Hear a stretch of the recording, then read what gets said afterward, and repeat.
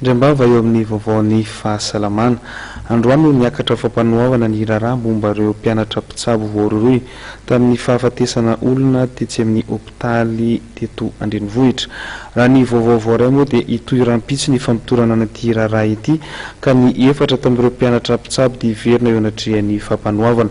Raha pitso ihany koa dia fantatra fa anao sitina eny akatso ireo mpianatra ho mpitsabo eny amin'ny anjery manontolo. Izay ny mahakasika ny vaovao iny fa eo amin'ny vaovaon'ny toe-karena kosa indray dia 30 tapitrisa dolara amerikana ny famatsimbola avy amin'ny banky iraisam-pirenena anatanterana fanisana amponina vaovao sy fanavaozana ireo antontanisa mikasika ny fahafantarana sy fanatsarana ireo antontanisa fototra eo amin'ny sehatra ara-toe-karena eto Madagasikara.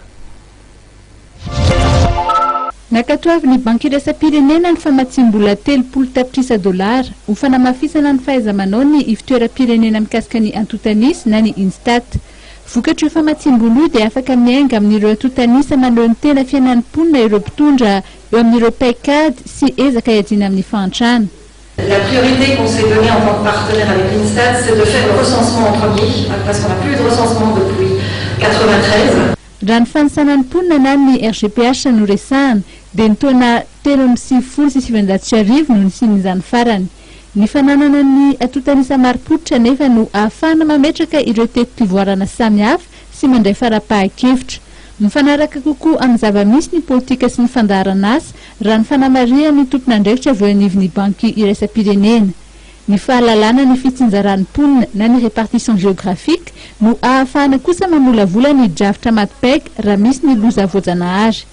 Ny tetikasa izay vatsian'ny banky iraisam-pirenena vola dia miompana amin'ny fanangonana, ny fandiniana ary ny fanapariana ny antontanisa samihafa. Ny tena ny fanisanan'ny mponina dia ho tanterahana mialohan'ny faran'ny taona 17 ity raha toka misy ny fanangonana tahirin-kevitra samihafa mikasika ny karama, ny fandanim-bola ary ny farim-piainan'ny tokantrano ny taona 2022.